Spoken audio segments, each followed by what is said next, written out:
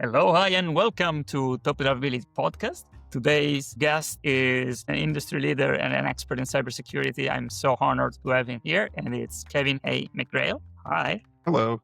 Many of us know you already. You've been around since ever. You contributed on many things that we use every day, and even things that we don't realize are making our life better every day. And we will cover some of those things today. But would you mind to tell us a little bit more about who you are and how you got involved in the email industry and cybersecurity? Absolutely. It's a pleasure to be here. Nicola knows a lot about my work, so I'm a little frightened about the questions he's going to ask and the weeds he's going to go down into. But, for those who don't know me, my name is Kevin A. McRaehl. I do go by Cam. And in the anti-spam world, I started back in the late 90s. So I believe it was 1997. And it was Thanksgiving Day. I had been running an ISP, small one, out of my house. And on that day, Thanksgiving Day in the United States is on a Thursday. All of the spam went to zero. And I thought that was very odd, because we still, even back then, had a significant amount of spam that was coming from Russia, China. Brazil back then was very large spamming origin. And why on a normal Thursday in the rest of the world, and only a holiday in the United States, did the spam go to zero? And that started me pulling threads on whether there were,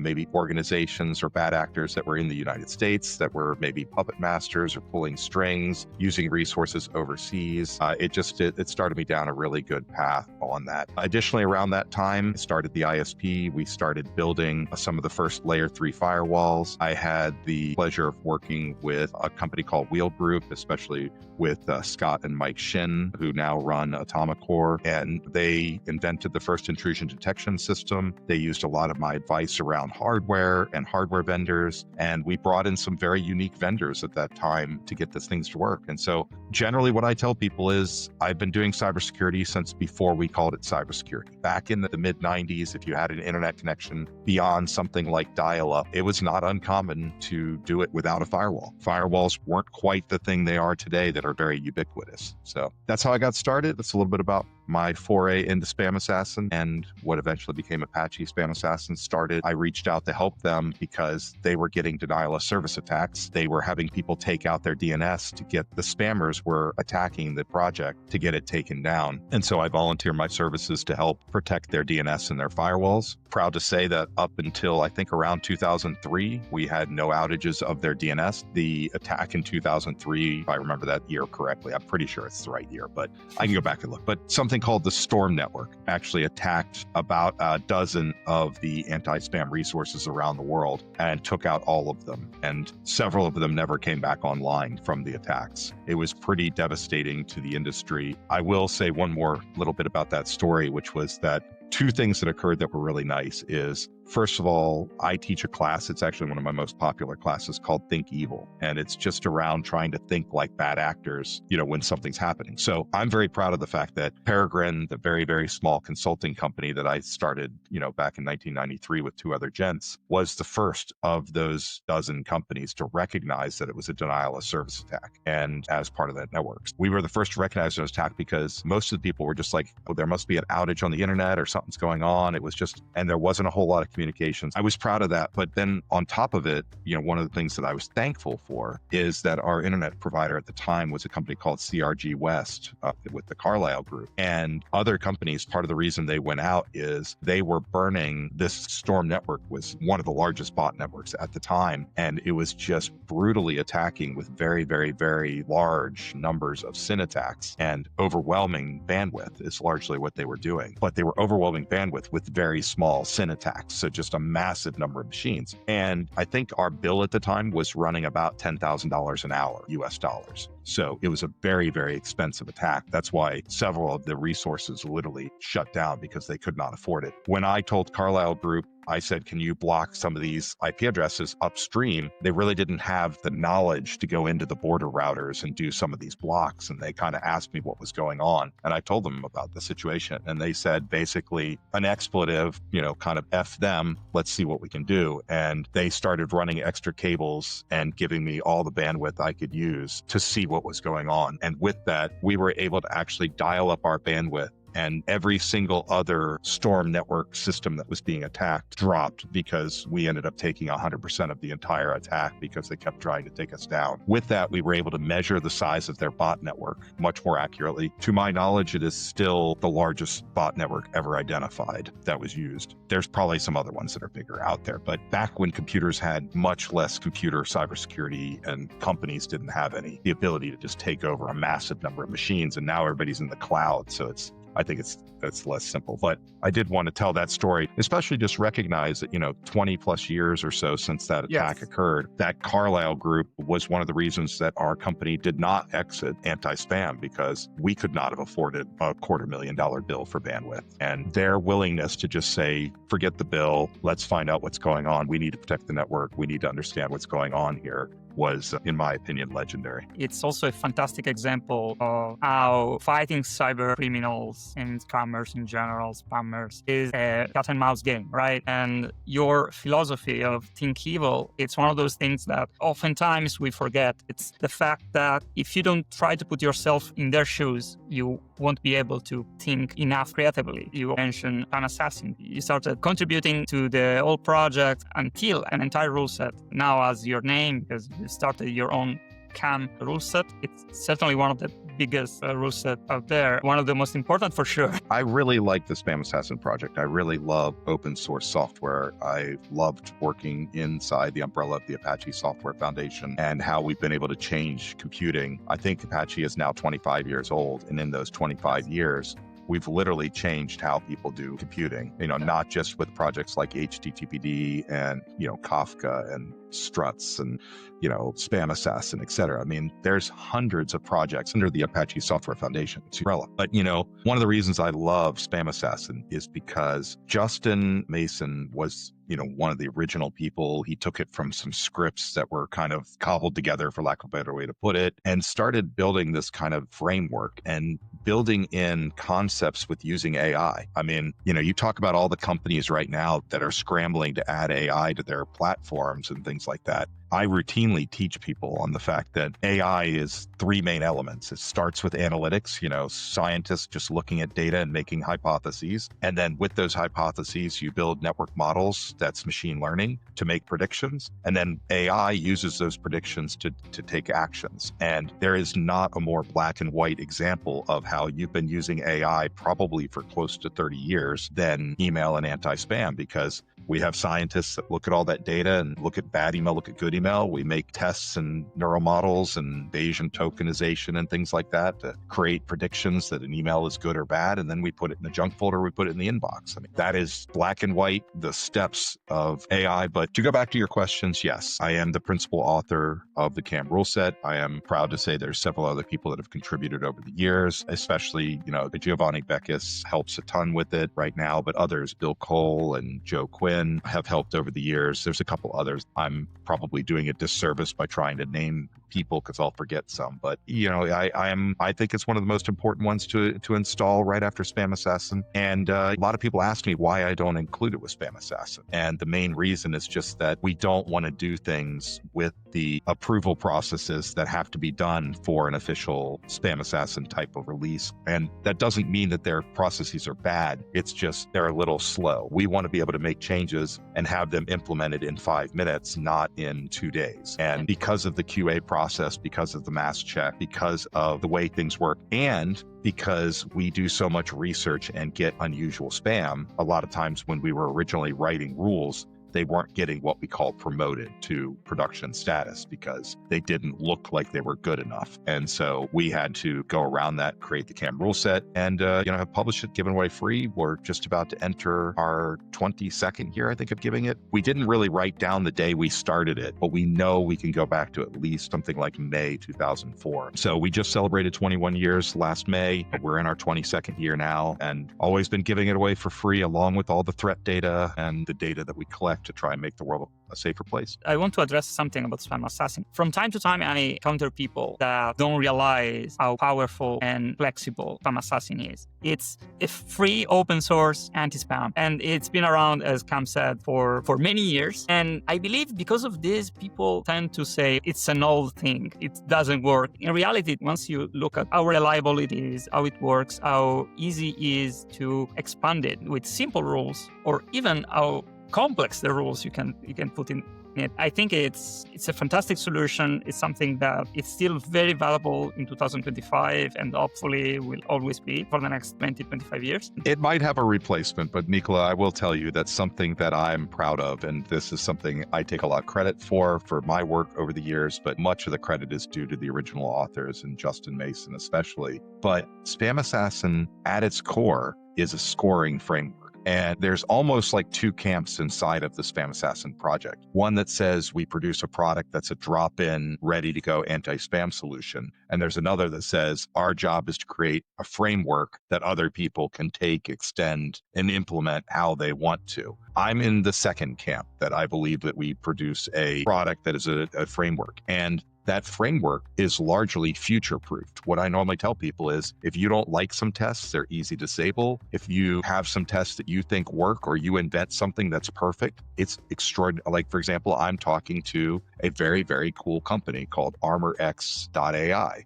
They are using technology from the NSA to do some detection of malware. It will be trivial to plug that in to SpamAssassin, even though it's a product that's just now being tested and released, because of that framework and that future proofing. And if the test turns out to be very, very good, because of the scoring framework, we can weight it extremely heavily so that it's very trusted in the whole ecosystem of the thousands and thousands of tests that might be run on an email. Additionally, something else that pretty much the project, the original nascent people invented, and I'm not aware of a single commercial implementation that doesn't use it, is the concept of a threshold. Doing rules that take away from points, add points to get up to a certain threshold where then a mail is classified a certain way.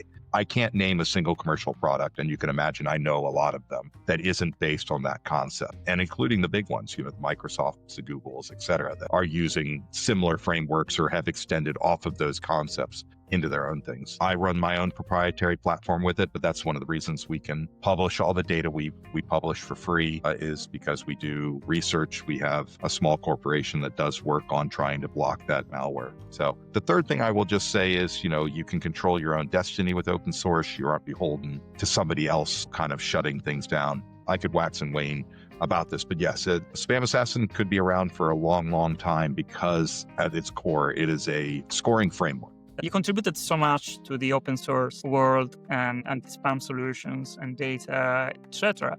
But with your own consultation firm, you also developed a commercial product, right? The Raptor anti-spam. That is correct. Yeah, I think there's always that balance that's needed in life. And I think I'm pretty pleased with the balance I've brought between commercialism and supporting open source software. What I generally say about this is that there's usually a lot of things that you want to build on or that you want to understand. One of them is that, for example, you've used Apache Spam Assassin. You're familiar with its default concept of giving you a report about all of the reasons an email was classified a certain way. And that report is very important. It actually started with talks with Justin from decades ago, where I really saw the failing, and you see it today in AI systems. So I have a statement of what is ethical AI. My definition of ethical AI is very simple, and it has nothing to do with ethos. It has to do with,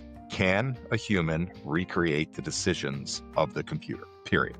That's the end of the definition. And if you think about it with SpamAssassin, one of the things that's very, very good is that you can go through the report, you can read the stuff, you can go dig into the code, you can look at the rules, and you can figure out exactly why the computer made that decision. It might take you a decent amount of time to do it.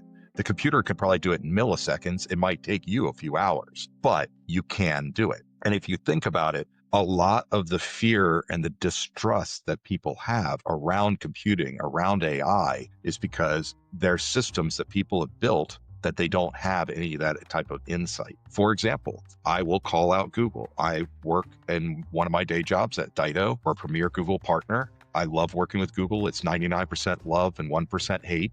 And stuff like that, probably like many large corporations. But in particular, they view that when they categorize spam into the junk or the inbox, they view it as security by obscurity. So they will not give you any real usable information about why they categorized it that way. And anybody out here on the call who's done email deliverability knows that oftentimes you're using, rods to divine what's going on, maybe throwing chicken bones in a bowl to say, okay, this is why they did it. You're maybe using some educated guesses, or you're checking things like SPF, DKIM, and DMARC, but you're really doing that based on experience and what can only be referred to as a shotgun approach. It's not like you can go into the Google email and say, this was classified because the following 10 issues we saw on the email, and then you can go work on them. So one of the key things that I feel is needed in the commercial sector is an ethical, responsible tool to keep email secure. And I could rant for a long time, but for example, is the number one threat cybersecurity wise. Nobody will disagree with that. Find me a statistic about email and compromise, and it will generally be between 60 and 90% of attacks are caused by email. So why today is it so poorly defended? Why do people just trust free tools that don't necessarily do that well and can't be fixed and have no good ethical AI behind them? So that's part of the reason why Raptor email security exists. Additionally, one thing I will say on this call that I like to just spread the word about is, I don't use the term anti-spam really anymore. I use the term anti-malware. Because malware is all types of things. It covers phishing, it covers spam. It's a nuance, but for example, on your computers or your computers that you've probably had antivirus software, correct? Now, a virus is technically one type of malware. There's Trojans, there's rats, there's worms. Is it blocking those? Yes, but so antivirus is kind of a generic term for blocking everything bad as far as malware. So Raptor is an email security product. It blocks malware, it blocks spam, it blocks phishing. It uses the SpamAssassin framework to do not just blocking of spam, but all of these other negative things. And the reality is that work is an extensive amount of work. We run a boutique ISP, which is where we get our data. We're able to use real live data, seek out what we call patient zeros. We work in different industries on purpose because, for example, something that a lot of people don't know is there are scams, there are spams, there are malware, there are phishes that are specific to different industries. For example, if there's specific attacks and requirements in the legal world. So lawyers have different attacks. And a project that doesn't, for example, the SpamAssassin project doesn't really have a source of data. It works with the data of the volunteers, but it doesn't have what Google internally has. For example, Google internally, probably under their terms and conditions, I'm not saying they're doing anything wrong, but for example, with the Gmail terms and conditions that let them look at things in an aggregated manner, they can go look at emails. They can say, oh, we're seeing an attack on this concept. So data is very important to designing the rules. And that's one of the reasons why ours is so successful, because we spent so many years building up the concept of how to get the data to then be able to respond to that data, publish rules, publish them quickly, publish threat data. And many of them have changed into being called endpoint detection and response or endpoint protection, kind of things. For some reason, this conversation led me to think about other things that changed over the years or disappeared over the years in terms of vocabulary. You've been around since ever.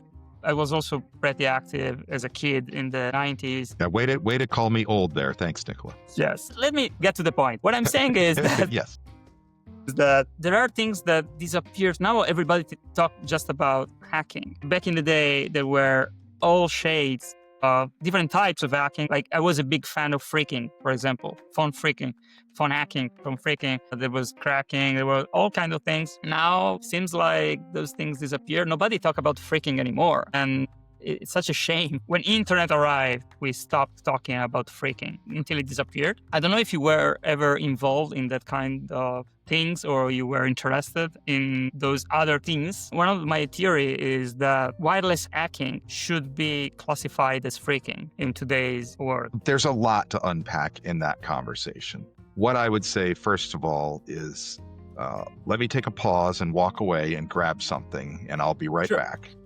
And then we can continue talking. So it's a little warm right now to wear a jacket.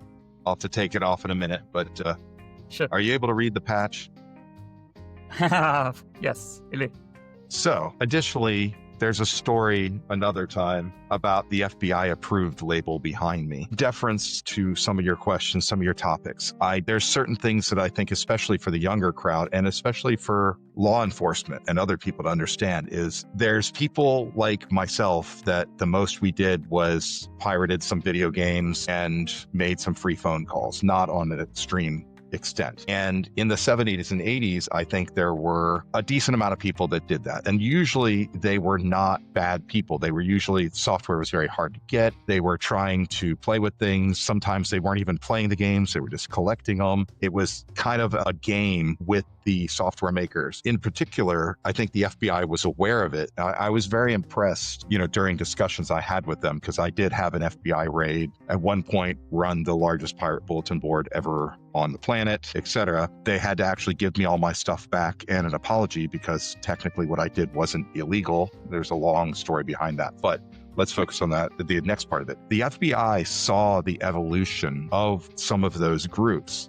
that started to have financial gain and money got involved. And for example, people started stealing calling cards and selling them. People started selling pirate video games. People started doing things like writing malware. And they really, I think, were foreshadowing what was coming with things like ransomware and criminal organizations that run some of these groups doing spam. Now, remember, when I started in the late 90s, I got the idea that maybe there were less players and that there were people pulling strings, and especially Americans. That's where I started doing my research, going, interesting, why did the Brazilian, Russian, and Chinese spam stop on a US holiday? That makes no sense unless there's some tie to an American, in that play, is what I posited. So the key point that I would come out of that is that, there was a time when, like you said, phreaking was kind of more of a game. For example, do not call myself a hacker. Is that a Captain Crunch whistle?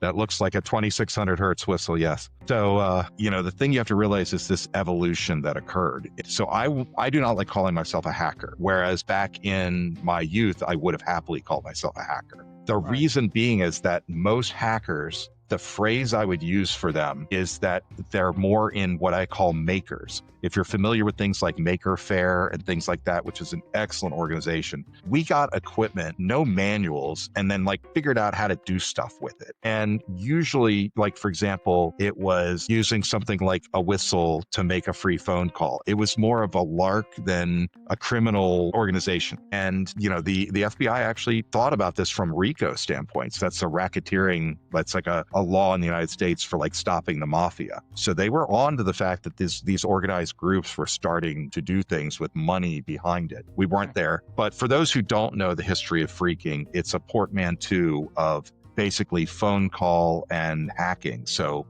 hence phreaking is the term. There's a wonderful audiobook. I've heard the audiobook. I imagine the book is fine, but the audio was very well done. It was dramatized with multiple speakers. It's called Freaks. It's by a gentleman named Matthew Derby, and Christian Slater, amongst others, voices the audiobook. And it tells a real story of a youth who was able to do a 2600 tone as well as all the tone dialing. So she could literally whistle and make free phone calls from the school's payphone. So, and my understanding is that is a real story. I've heard it, whether or not it's true for sure. I'll let the viewers here go do research of it. It's an interesting thing. I haven't thought about it much, but yeah, most people just aren't aware of it. But like I said, I think If you go back to the 70s and 80s with a very, very, very small percentage excluded, most of those people are now more around makers. Like, how can we do neat things with this technology and equipment that wasn't necessarily foreseen by the original manufacturers and stuff? Back in the day, we had word dialing. Then we had word driving. Here's a trivia question for the people on the call as well as for you. So, Nicola, what was war dialing called before? And do you know why it was called war dialing? So, there is a wonderful movie, and I watched this movie not that many years ago, and it has held up extremely well. It is still very good to watch. War games? Yes, War Games with Matthew Broderick.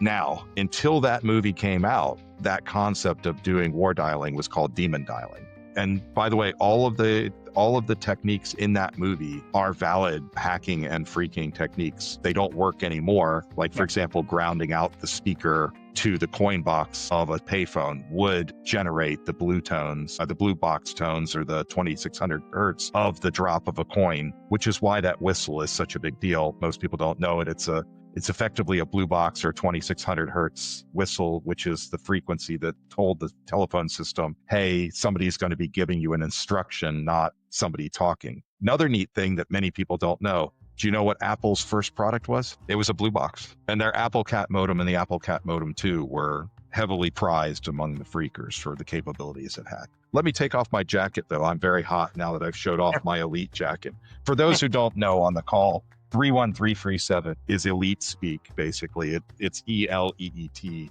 in hacker, phreaker jargon. So I have my street credibility, though. These days, I tell people I'm a gray hat. I can never be a white hat until I fight a Balrog. Got to be a Lord of the Rings fan to get that. But I use my evilness for good these days. And you'll be watching War Games, I'm sure, this weekend. Yeah, last time was probably 20 plus years ago. Well, I can say I've seen it more recently than that. It has held up well. And I watched it in Italian back in the day, of course, because I was still living in Italy. Another common topic is real-time blacklists or blocklist RBLs. What is your involvement in that kind of world?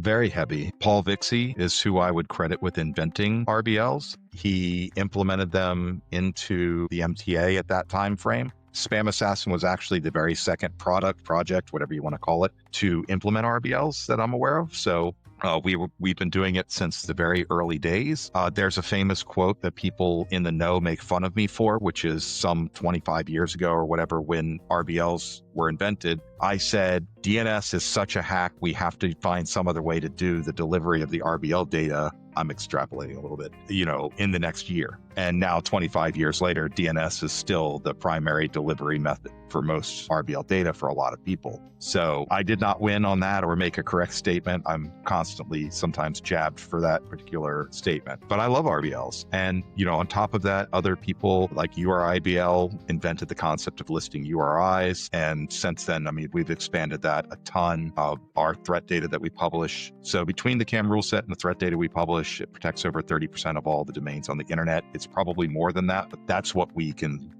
as engineers can back up why it's that number that high. And, we do a lot more today. We block phone numbers. We block bad name servers. We block bad free mail addresses. We block bad shortened addresses, etc.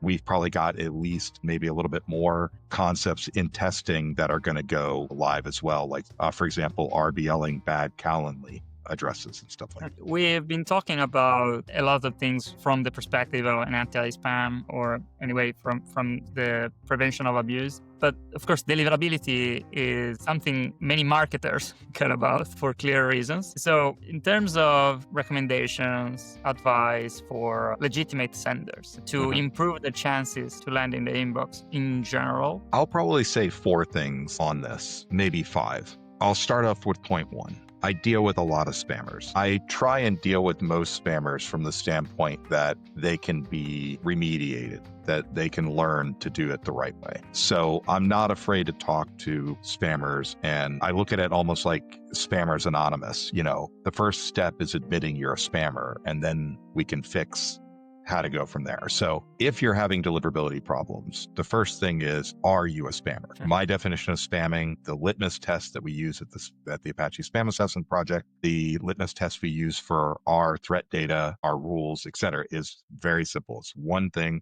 Chris Santeri is credited with coming up with this. Spam is about consent, not content. So point number 2 is it does not matter what your content is to us. We don't care if your political leanings are right, left, center, wacko. We don't care if you're trying to email about whatever. For us, is it 2 adults that have consent to email? If they do, it's our job to make sure that email gets delivered. That's points number 1 and 2.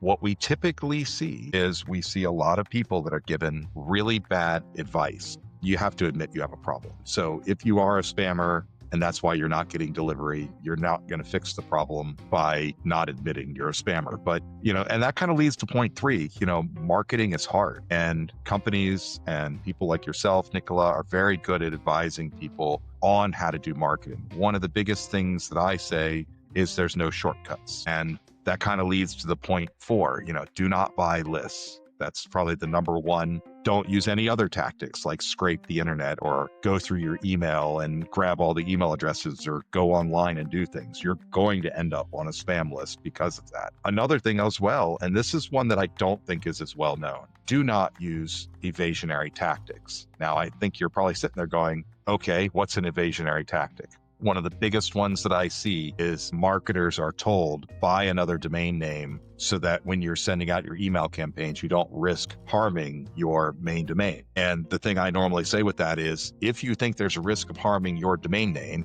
you are spamming.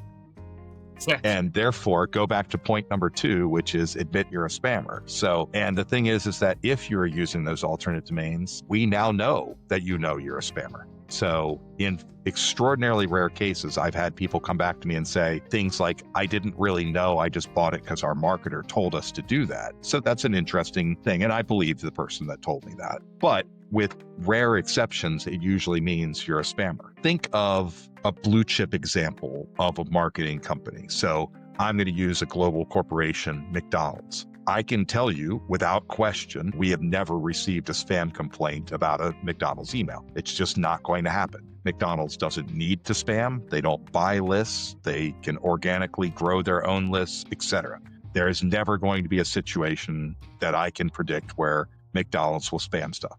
But McDonald's does have franchises, and I've seen some franchises do some silly things. Usually somebody junior, something regional, something small, where they send out something like, hey, we're having a party with Grimace on Saturday, come by for free and bring the kids kind of thing. So, they're normally not like really a salesy email, but they don't know what's going on because somebody literally said, oh, just go to this place and market this, and then you'll get a list of people with kids in the area. They don't really recognize they're spamming. But, the thing I would challenge a marketer to do is be above reproach. Be able to say, here is where this person on my email list came from. Here is where I got consent to write them. And this is why it's defendable that I can write them. And then you get people like me and anti-spam people who are actually pro making sure your emails get through. So for example, as a proud capitalist, but not a pure capitalist, another day we can go into that rant, I don't mind advertising. I'm not going to judge people on their terms and conditions. If it says somewhere in there that, after you buy from me, I can send you marketing information, great. That's in your terms and conditions. I'm not there to judge. Additionally, for example, transactional emails are never spam. If I buy something from you and you send me a receipt from that, I'm never going to consider that spam. And if there's some advertisements in that, I'm not going to consider that spam either. I had consent you had consent to send me the receipt from me buying something. That doesn't mean you get to send me advertisements 2 weeks later, unless there's something in your terms and conditions that allow that. Additionally, I want to see good technology and good cyber barriers. For example, I have seen a decent amount of people that are attacked, and people go and abuse their newsletter signups. There's concepts in the hacking world called, like, for example, a Joe job. That's got a couple of different definitions, but in this case, what I'm saying is that people will do this to people where back at the old days, you talked about phreaking versus wireless hacking.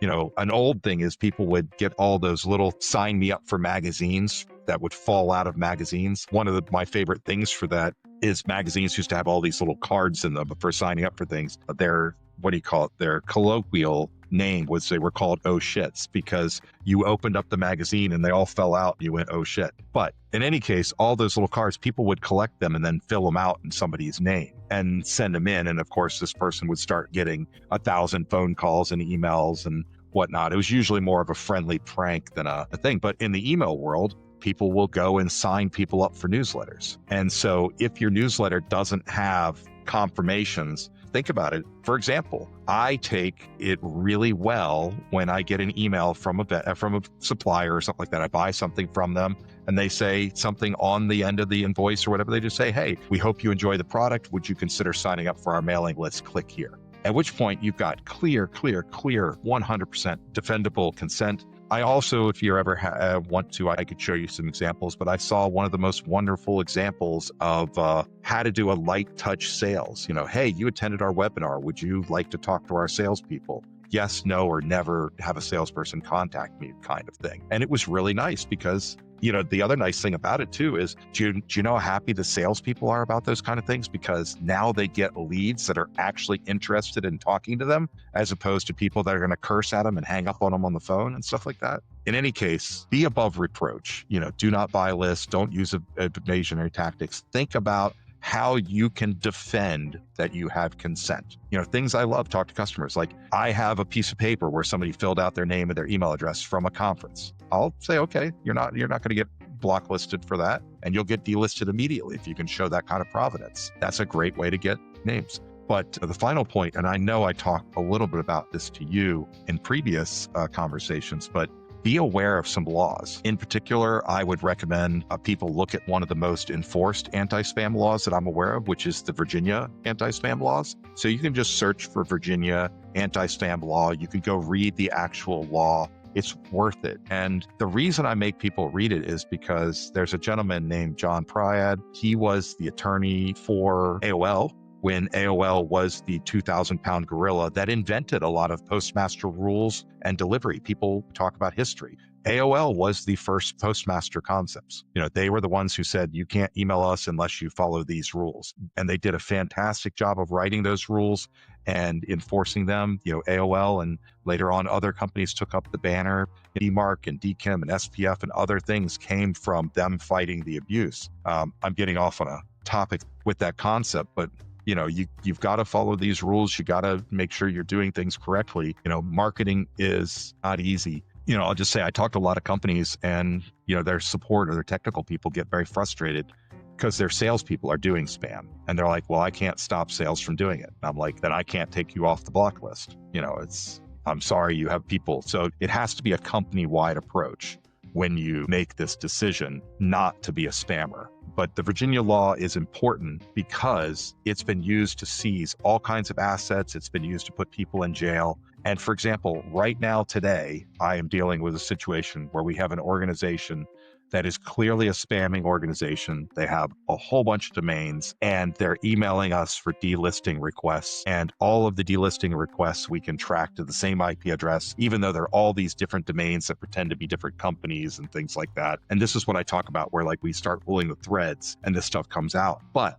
what is particularly interesting in this is that they are using at least 6 different names. I can't prove it yet, but I will bet that those people do not exist, that they've created fake people. The reason I bring that all back to close out this circle about the Virginia law is I'm in Virginia, by the way, so the law applies because you're emailing me. And in the Virginia law, it literally says that if you falsify a header, I'm paraphrasing, that you have committed a misdemeanor. So literally them inventing a fake name to email me is falsifying a header. It's really a violation. Yep, and that's a misdemeanor. And then it becomes a felony if you use a minor to do it. So if a minor is involved in the sending of the bulk emails. So people are very shocked. I actually had a gentleman I was talking to at a conference and he made the statement that my 17-year-old nephew is a computer wizard and he's the one that helps us with it. And I was like, you're aware that you're committing a felony? And he's like, what? I'm like, yeah, you are sending spam and you're using a minor to do it. It's like, you literally have just committed a felony in the state of Virginia. Like I said, it has been enforced, and it's enforced for monetary statutes all the time. AOL, if you want to search an older case, literally seized a Porsche from a spammer and raffled it away to AOLers. So if you search for like AOL raffles spammers Porsche, you'll find the articles, and there's others that have been done over the years, quieter, with less fanfare, but people don't know, and they don't know they're committing a crime. And, maybe by the next time you and I talk, you can ask me, but we will be meeting with the person who purports to be that name, and we'll be asking them for their driver's license or identification to prove that's their name. And if they can't provide it, we'll be providing it. We'll be forwarding it on to the law enforcement. With AI being so accessible, I am a bit concerned that it could become bigger than us, something that we cannot truly handle and we cannot stop. What is your take with regards to AI and security in terms of threats, but even countermeasures? That's a large thing, but overall, underneath that is this fear that AI is going to cause problems. And I think that that's kind of a fear that's been shared for 100 years. I mean, I generally tell people one of the best ways to become better in cybersecurity is to read some older books, be aware of history. So for example, with AI, what year did Isaac Asimov release this book, I, Robot, I think, with the 3 laws of robotics? And then how much longer was it when he released a book that contained the 4th rule, known as the 0th law? And these concepts, and what other science fiction writers have been writing about AI for the last 1, 2, 3, 10 decades about the risk of where computers were going to go. So there have been these doom and gloom kind of concepts for a long time. What I say is that 99.999% of people just want to live their lives, have fun, raise their kids, and have their kids have a better life than they had. That's the reality. And so I go back to like eBay. If you look at eBay when they started 25 years ago or so, they had this concept that 99.999% of people were good and that transactions would be bad, would be very minor. But they came up with a tracking system that became very ubiquitous for how you got a reputation so that people would know you weren't a scammer, you were a legit seller, legit buyer, etc. So there's oftentimes very simple, good solutions to make things work better. One of the biggest things that I generally say is to embrace the concept of think evil, both as a technologist, but also as a boss. Like sometimes I tell people, you have to let your staff tell you about what evil things might be able to occur with this and think about how you're going to avoid them. So the interesting thing is, like, for example, in AI, in phishing, we're not seeing it a lot to develop the phishes. We are seeing it a lot once they've gotten an attack to work. And what do I mean by that? So for example, they're not necessarily using much AI to develop the initial email that causes the compromise. But once they've caused a compromise, they will bring in all the tools they can. And I sort of equate it like, for example, the phishing that compromised the system is like the salesperson landing the deal. And now they'll bring in engineers, technicians, and people that will do it. But the reality is, I don't think there's that many people that are evil in the world. I think a lot of times we're dealing with nation states more and more these days. It's more of a cyber war than it is a kind of like just somebody who's evil. For example, I will end on one thought, which is, for example, reading All Quiet on the Western Front as a high schooler was very cathartic for me, because it was the first time I realized that in this particular thing, that Germans, most of the soldiers were just normal people forced to fight a war. They weren't evil. They weren't promoting bad things. They probably didn't even know the bad things, other than they're told that these guys are the bad guys and shoot that way. And when we think about nation state attacks, it's very similar. You mentioned a country in the world that, for example, might have, terrorist organizations in it. That's a very, very small percentage of the people. It's like, for example, radical Islam. That's like saying radical Islam is to Islam like the KKK is to Christianity. It's a small subset of people, and luckily the vast majority are not like that. So I generally believe that if there's a problem that large, it will get worked on, and that we're not getting to the point where anything is a runaway, where I'm like waving red flags and saying go pull the plug before it gets sentient and whatnot. But I do love stories like The Soldier by Harlan Ellison, which is credited with Terminator, or Matrix, or Isaac Asimov, and all of these wonderful people who are thinking about these issues. More engineers and people that are in cybersecurity need to read those books and use them as like, okay, maybe somebody will do something bad with this, because the unintended consequences and the bolting security on is the bad part. So I'll end it on one phrase, which is stop making cybersecurity bolted on make it built in. A big thank you for your time, for being here. I'm so glad to know you and to have you today here. And so I really hope there's going to be another opportunity to chat in video maybe. But thank you again. My pleasure. Thank you for saying nice things about me.